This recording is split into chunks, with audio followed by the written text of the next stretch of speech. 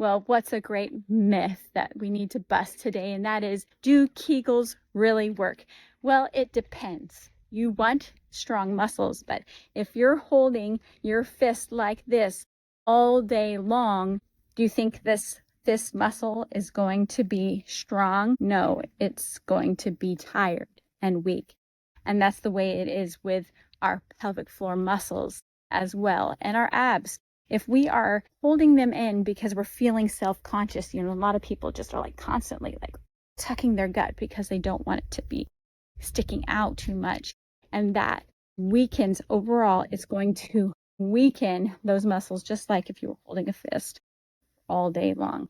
So just like this bridge or this walkway is supported, right? We need to be supportive with our muscles and coordinated, but use them when it's the right time. So what does that look like? That looks like when you're sneezing, you do a quick contraction to coordinate that and stop that urinary leak flow. When you are coughing, that's another way. You can just do a quick contraction. Now, if you have a chronic cough, and your cough constantly, what that's doing is it's actually stretching out your pelvic floor muscles every time you're coughing, and that's going to weaken your pelvic floor.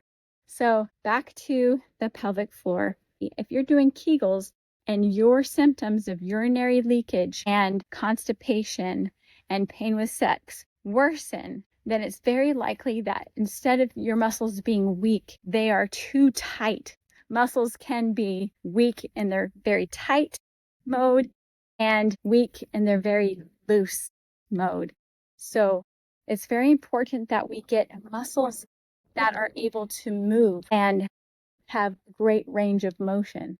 We don't want muscles that look like kind of like are all tied up in knots, like maybe these right here, these roots and this. I think this is a pond apple tree. So they're kind of gnarled and tight together. We want our muscles to be able to move when we need them to. So up and also down, and to be able to relax. And the way you do that and assist that work in your body is with diaphragmatic breathing. So let's do that really quick.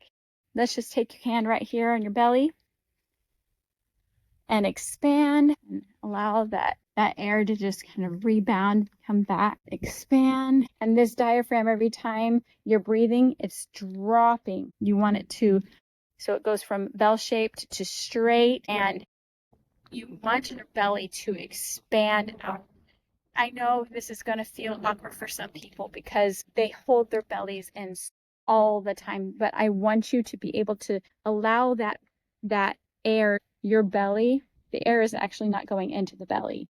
It's just the diaphragm that's pushing down into the belly, and your pelvic floor relaxes reflexively. So just like this air, this beautiful breeze helps me relax in this hot day, just allow that diaphragm to drop and that oxygen in your lungs to help you relax. Relax your pelvic floor, and relaxing your pelvic floor brings those fibers from gnarly and tight to more of a line and straight and a functional use. And when you have them in that mode, and they're not always like tight, so it might take a couple of weeks of just breathing naturally with your diaphragm every day.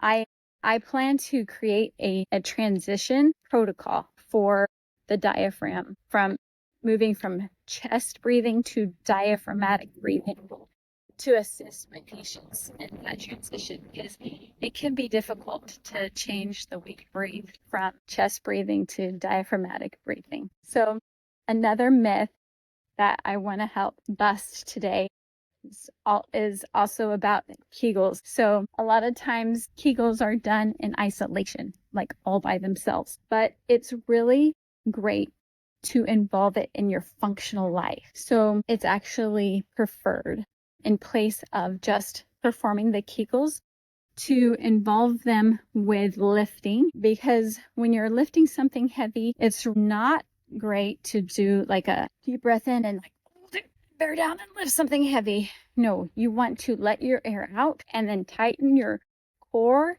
and your pelvic floor and lift. What that does is It braces with muscle and it doesn't put pressure on the abs or the pelvic floor to stretch out. If you're doing this on a regular basis, you will absolutely be weakening those muscles. So let's practice that.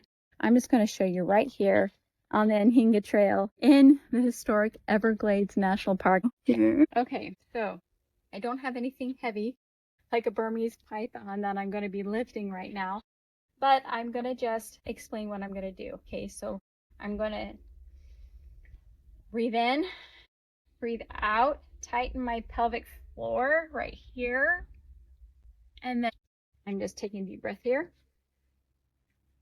Exhale, grab that heavy load, tighten my pelvic floor and my abs so I feel it right here. And that's really the stability that you need to be doing lifts. You need the muscles giving you stability, not the air. So that's a really great way to protect your pelvic floor from chronic weakening. Follow me at Tele-PT Pelvic for more information about your pelvic floor. We'll just keep going on our weekly walks while I instruct and bust myths and use evidence-based practices to